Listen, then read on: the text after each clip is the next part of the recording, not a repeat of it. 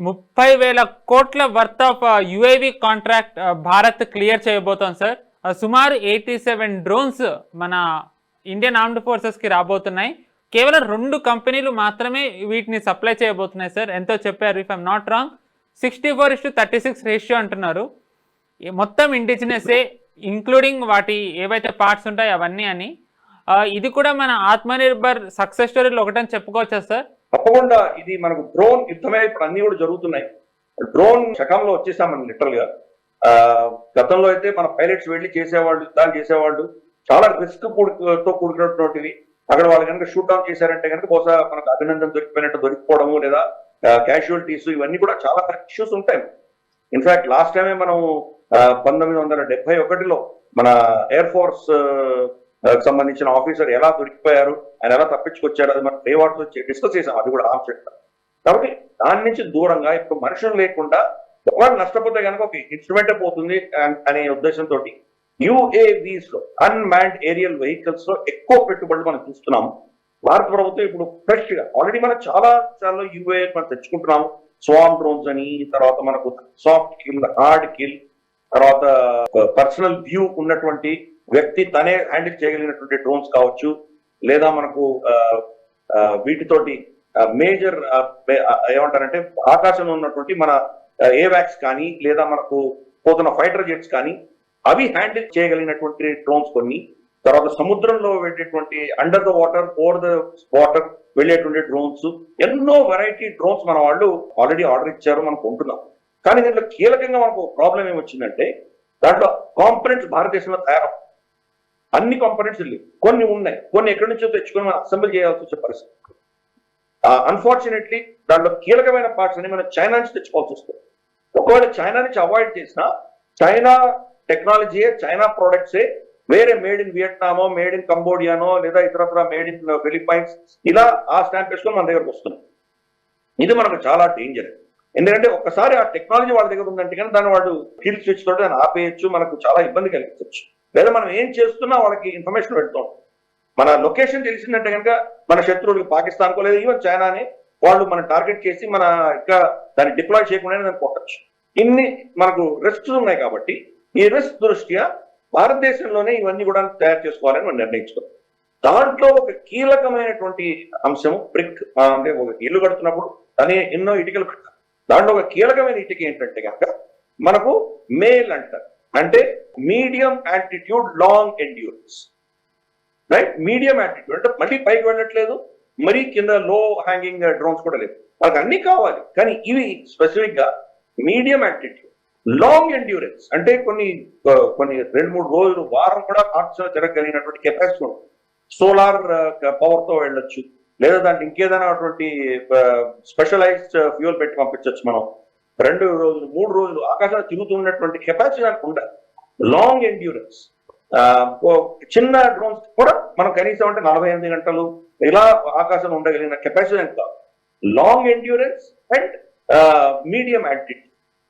కాబట్టి ప్రతి లేయర్ లో మనకు సెక్యూరిటీ ఉండాలి. కాబట్టి మనకు లో హ్యాంగింగ్ విజిబిలిటీ ఒకటి, హై హ్యాంగింగ్ విజిబిలిటీ శాటిలైట్ దగ్గర నుంచి తీసుకొని డిఫరెంట్ లేయర్స్ లో మన శత్రువుని వాళ్ళు ఏం చేస్తున్నారు ఏమని పసిగట్టి దాన్ని ట్రాక్ చేయగలిగిన కెపాసిటీలో ఈ మీడియం రేంజ్, మీడియం యాంటిట్యూడ్ ఏదైతే ఉందో దాని మీద టార్గెట్ చేస్తుంది. 30,000 కోట్లు భారత ప్రభుత్వం శాంక్షన్ చేసింది. దీంట్లో వాళ్ళు ఏం చేస్తున్నారంటే కనీసం అంటే 2 ప్లేయర్స్ కి వాళ్ళు ఈ ఆర్డర్స్ ఇవ్వబోతున్నారు. రమారమి లోయెస్ట్ బిడర్ కి 64% ఆర్డర్స్ ఇస్తాము, అంతకంటే కొద్దిగా ఎక్స్పెన్సివ్ ఉన్న దానికి 36% ఇస్తాము. అంటే భారత ప్రభుత్వంలో జనరల్ గా ఎలా ఉంటుందంటే లోయెస్ట్ బిడర్ కి 100% వెళ్ళిపోతుంది, ఇంకెవరు ప్లేయర్స్ ఉండరు. అలా ఉంటే కనుక ఏమవుతుందంటే ఆ కంపెనీకి ఏమైనా, ఆ కంపెనీలో ఏమైనా ఇబ్బందులు వచ్చినా, వాళ్ళ సప్లై చైన్స్ ఏమైనా దెబ్బతిన్నా రేపటి రోజు ఆల్టర్నేట్ లేకుండా, మనకు ప్రత్యామ్నాయం లేకుండా సఫర్ అవుతుంది. అందుకని ఈసారి 2 ప్లేయర్స్కి ఇస్తారు. అంటే ఒక తక్కువ ఎక్స్పెన్సివ్ ఉన్నా కానీ కూడా వాళ్ళకు కూడా 36% పెడుతుంది. దీంతో ఏమవుతుందంటే రేపటి రోజు మనకి ఎమర్జెన్సీ వచ్చి యుద్ధాలు వచ్చినప్పుడు, లేదా ఇంకేదైనా ఎమర్జెన్సీ వచ్చినప్పుడు ఉన్నట్టుండి మనం దీన్ని ర్యాంప్అప్ చేయొచ్చు.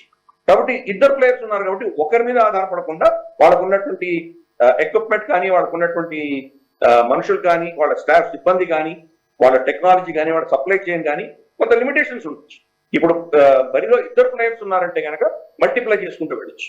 ఆ దృష్ట్యా ఇద్దరికి ఆర్డర్ ఇవ్వడం అన్నది ఒక చాలా కీలకమైనటువంటి స్ట్రాటజిక్ నిర్ణయం ఇది. ప్లస్ ఇందాక నేను చెప్పినట్టు కంప్లీట్ భారతదేశంలో దాని ప్రొపెల్లర్స్ దగ్గర నుంచి తీసుకొని, దాని ఇంజిన్ దగ్గర నుంచి తీసుకొని, దాని కెమెరాస్ దగ్గర నుంచి తీసుకొని, దాని సెన్సర్స్ దగ్గర నుంచి తీసుకొని, దాని స్పీడ్ కంట్రోలర్స్ దగ్గర నుంచి తీసుకొని, అలాగే దాని వింగ్స్, దానికి సంబంధించినటువంటి ప్రతి అంశం కూడా భారతదేశంలో తయారు. ప్లస్ దాంట్లో కూడా డిఫరెంట్ వెరైటీస్ ఉంటాయి. మనకు తెలుసు కొన్ని సర్వేలెన్స్ వెళ్ళడానికి మనకు ఇంటెలిజెన్స్, రికగ్నైసెన్స్ ఇటువంటి కార్యక్రమాలు చేసే ఉండొచ్చు, లేదా కొన్ని ట్రాకింగ్ డివైసెస్ ఉండొచ్చు, లేదా కొన్ని కాంబాట్ ఉండొచ్చు.